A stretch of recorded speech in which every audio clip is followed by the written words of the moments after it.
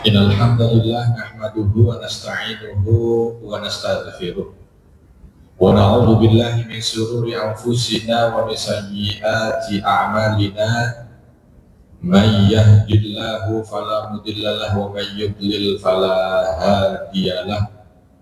Asyhadu an la ilaha illallah wahdahu la syarika lah wa asyhadu anna Muhammadan abduhu wa rasuluhu la nabiyya ba'd. Allahumma salli wa sallim wa barik ala nabiyyina Muhammadin wa ala alihi wa ashabihi wa mawalah ma ba'd. Rabbi shrah li sadri wa yassir li amri wa hlul 'uqdatam min lisani yafqahu qawli. Allahumma 'allimna ma yanfa'una wanfa'na bima 'allamtana. Allahumma hdina wa hdi bina waj'alna sababan wa sabilan liman ihtada. Segala puji hanya bagi Allah. Salawat dan salam semoga senantiasa tercurah kepada junjungan kita baginda Nabi Muhammad sallallahu alaihi wasallam. Alhamdulillah, Bapak dan Ibu yang dirahmati Allah, baik yang hadir langsung di Masjid Raya Pondok Indah ataupun yang menyaksikan melalui Zoom dan channel-channel yang lain, kita bersyukur Allah Subhanahu wa Ta'ala sampaikan kita di bulan Rabi'. Bulan Rabi' itu adalah bulan di mana kita sebagai seorang muslim berbahagia, bergembira, bersuka cita dengan lahirnya baginda Nabi Muhammad sallallahu alaihi wasallam. Orang Arab itu Bapak Ibu kalau dengar kata Rabi' itu sudah berbunga-bunga, sudah senang. Cuma dengar aja. Karena Rabi' ini adalah musim di mana jazirah itu mulai menghijau, tumbuh bunga-bunga warna-warni yang tadinya kering kerontang tandus. Ada musim dalam setahun itu yang membuat jazirah ini hijau. Makanya kadang-kadang orang Indonesia tuh ada yang posting viral. Dia bilang Arab menghijau, terus dikasih foto-fotonya. Pernah terima fotonya? Nah, itu. Terus disebut ini tanda kiamat. Kata orang Arab, ini udah dari nenek moyang saya. Ada momen di mana setahun itu kita punya musim Rabi', musim semi. Ya, semua menghijau. Kalau datarannya agak tinggi, curah airnya agak lebih banyak, itu bunga di mana wangi. Ya. Itu disebut musim Rabi'. Kalau kita ini bicara tentang Rabi' atau musim semi, agak susah membayangkan indahnya. Sebab kita ini 1 tahun hijau terus. Tidak ada itu momen di mana pohon-pohon pada kering kerontang, nggak ada. Ya. Ini waktu saya dulu masih kuliah di Arab, di Syam. Itu kalau sudah masuk musim gugur, semua pohon tidak ada daun. Daun aja nggak ada. Itu kalau daerah yang ada pohon. Kalau yang nggak ada pohon, semuanya tandus, langsung jadi coklat, berubah. Tapi kalau sudah masuk musim semi, Masya Allah, itu tiba-tiba kayak di sulap, pohon langsung pada hijau semua. Bunga tumbuh di mana? Buat mungkin orang yang masih masuk dataran-dataran yang lebih panjang waktu musim seminya, ya indah, tapi karena masih mayoritas jadi biasa. Tapi ini kalau buat orang yang ada di Arab, yang hanya mungkin 2 bulan, makanya Rabi' itu hanya 2, Rabi'ul Awal, Rabi'ul Tsani, atau Rabi'ul Akhir. Ya, 2 bulan aja Rabi'. Masuk setelah Rabi', Jumad atau Jamad, udah mulai lagi gersang. Jadi orang itu ketika berbicara tentang Rabi' itu sudah mulai ada rasa hati ini gembira. Apalagi kalau di puncak musim panas gitu. Terus mereka kadang-kadang posting foto-foto di masa Rabi', di masa musim semi. Gimana halaman rumahmu di musim semi, gimana kampungmu di musim semi, itu langsung waduh bahagia. Padahal di tengah musim panas. Nah ini yang luar biasa, takdir Allah. Nabi SAW itu dilahirkan di bulan ini, dilahirkan di bulan Rabi', bulan di mana isyaratnya adalah isyarat cinta bersemi, isyarat kebahagiaan, isyarat sukacita. Ya, tidak ada takdir Allah yang kebetulan, tidak ada. Ini sudah menjadi satu pilihan ya, yang Allah Subhanahu wa Ta'ala pilih dari 12 bulan dipilih. Oleh sebab itu kita pun harus membuat hati kita ini bersemi, hati kita ini tumbuh bersemi dengan cinta kepada Nabi Muhammad Sallallahu Alaihi Wasallam dan tumbuh dengan keinginan untuk lebih dekat dengan baginda Nabi Muhammad Sallallahu Alaihi Wasallam.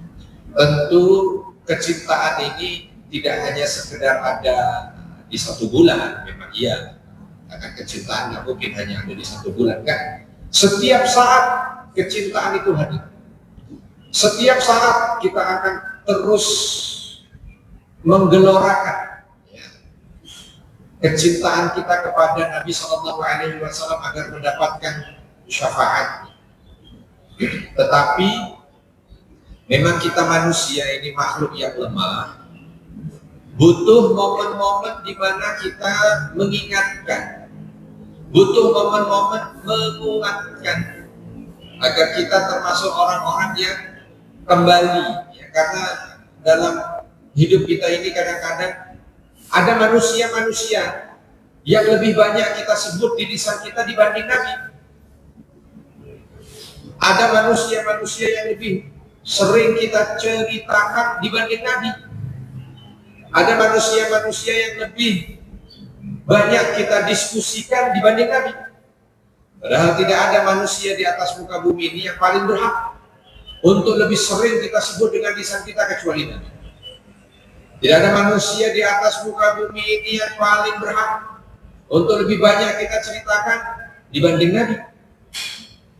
Dan tidak ada manusia di atas muka bumi ini yang lebih berhak untuk didiskusikan lebih sering dibanding baginda Nabi Muhammad Sallallahu Alaihi Wasallam.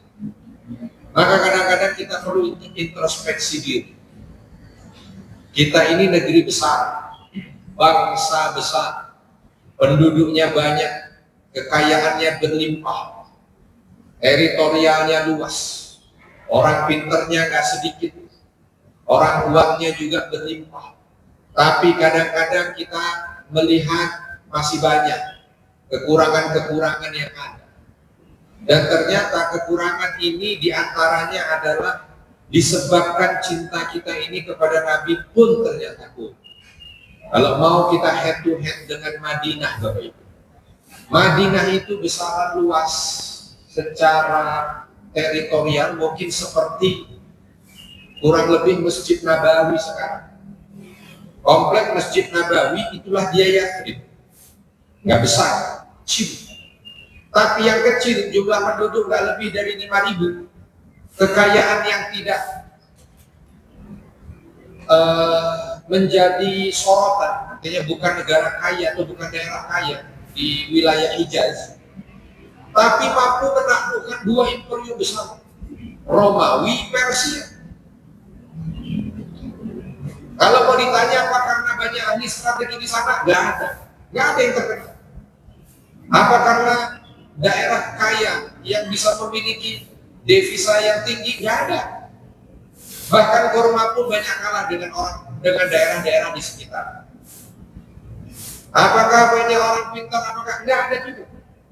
Tapi yang ada di dalamnya adalah mereka-mereka yang memiliki kecintaan yang luar biasa kepada Nabi-Nya. Sehingga daerah kecil itu yang ketika Nabi mengirim surat ke Anushirwan, Kisra, Persia, rajanya Persia, disobek-sobek itu. Ya. Nabi mengirim surat berarti tahun 7 Hijriah, disobek-sobek surat itu. Lalu si Kisra ini bilang, apa-apaan ini? Siapa berani-beraninya nulis surat kepada saya dengan kata-kata seperti ini? Dari daerah mana dia?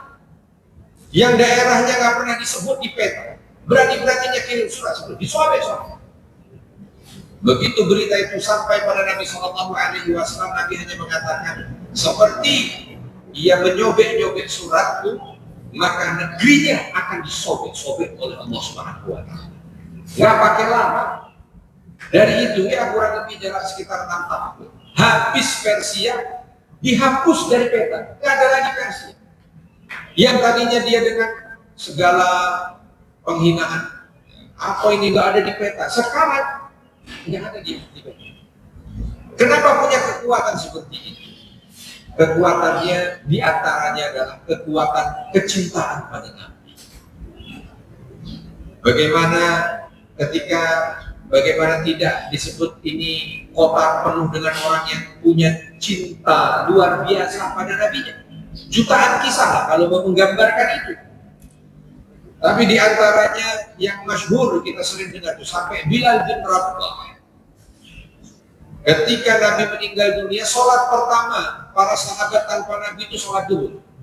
Sebab subuh masih ada Nabi, tapi setelah itu Nabi meninggal. Duhur sholat pertama tanpa Nabi. Saat itu hari Senin. Ketika Bilal seperti biasa bertugas di duhur itu untuk mengumandangkan azan, Allahu Akbar, Allahu Akbar, berat sudah nada. Sebab itulah azan pertama tanpa Nabi. Begitu sampai asyhadu anna Muhammadar Rasulullah, baru kalimat Muhammad nggak bisa lanjut. Dicoba lagi nggak bisa, bahkan yang ada menangis. Begitu turun dari ma'adzan ditunggu oleh Abu Bakar. Ada apa gerangan wahai Bilal? Bilal hanya mengatakan nggak kuat wahai Abu Bakar, nggak kuat. Saya kalau mau melanjutkan nggak bisa mengucap nama kekasihku. Oke, kalau gitu istirahat, digantikan ya. Dicoba lagi di momen hari berikutnya, nangis lagi. Sehingga akhirnya Bilal minta pensiun. Saya nggak kuat lagi. Biarkan azan saya ini hanya di masa Rasulullah. Akhirnya dikiai. Bilal tinggal di Madinah, tapi setiap lewat kubur Nabi selalu nangis. Lewat bilik Nabi selalu nangis.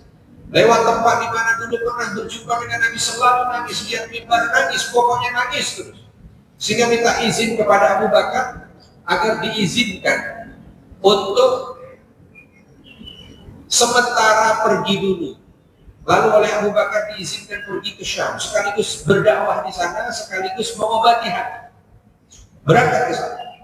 Ternyata bukan sebulan 2 bulan, sampai beberapa saat. Abu Bakar radhiyallahu anhu meninggal dunia, digantikan oleh Umar bin Khattab. Umar bin Khattab satu kesempatan pergi ke Syam, jumpa dengan Bilal.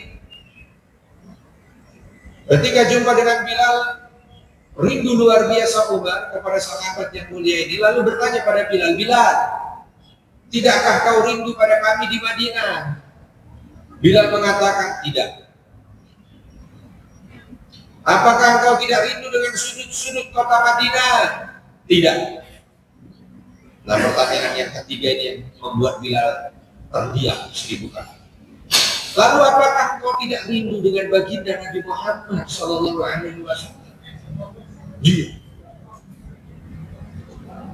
diajak tidak mau pulang. Dalam tidurnya Bilal mimpi berjumpa dengan Rasul, tapi Rasul tidak mau menatap diri. Begitu bangun kaget, menangis Bilal, diambil yang bisa diambil, dibawa kudanya, berangkat langsung menuju ke Madinah. Sampai di Madinah langsung ziarah ke makam Rasul. Nangis. Selesai itu nangis berdua bersama dengan Umar bin Khattab. Masuk waktu sholat, Umar bin Khattab minta Bilal, kumandangkan azan, obati rindu kami dengan Rasul. Lalu naiklah Bilal menuju ke Madinah. Azan, Allahu Akbar, Allahu Akbar. Baru azan pertama, bait pertama dikumandangkan, seolah membuat semua yang ada di Madinah terhipnotis. Yang mendengar itu, yang ada di ladang berhenti, yang ada di pasar berhenti, yang ada di jalan berhenti, yang ada di rumah berhenti dari semua aktivitas. Membuat mereka seolah ditarik menuju ke sekian tahun sebelum ini, di saat hidup bersama dengan Rasul. Mendengar suara memori itu, dengan nada itu, sampai ketika Bilal mengucap pada kalimat asyhadu anna Muhammad, nggak bisa lanjut, dicoba nggak bisa lanjut, dicoba nggak bisa lanjut, Bilal nangis, satu Madinah nangis semua, nangis semuanya, dan mereka segera berangkat menuju ke masjid. Dalam masjid mereka semua menangis, mengenang bagaimana masa indah bersama dengan Rasul. Bapak Ibu, ini satu kisah mungkin dari jutaan kisah kalau mau diceritakan. Bagaimana mereka-mereka yang hadir di Madinah yang jumlahnya ribuan itu, atau 124.000 sahabat yang ikut serta mungkin dalam posisi haji wadahnya Rasulullah SAW itu, semuanya punya kecintaan yang luar biasa kepada baginda Nabi Muhammad SAW. Sehingga Bapak Ibu, yang perlu untuk kembali kita renungi, kita muhasabahi, itu adalah posisi kita sebagai umat Nabi Muhammad SAW ini. Adakah cinta itu hadir dalam kehidupan kita? Adakah ketika kita menyebut nama baginda Nabi Muhammad sallallahu alaihi wasallam itu bergetar?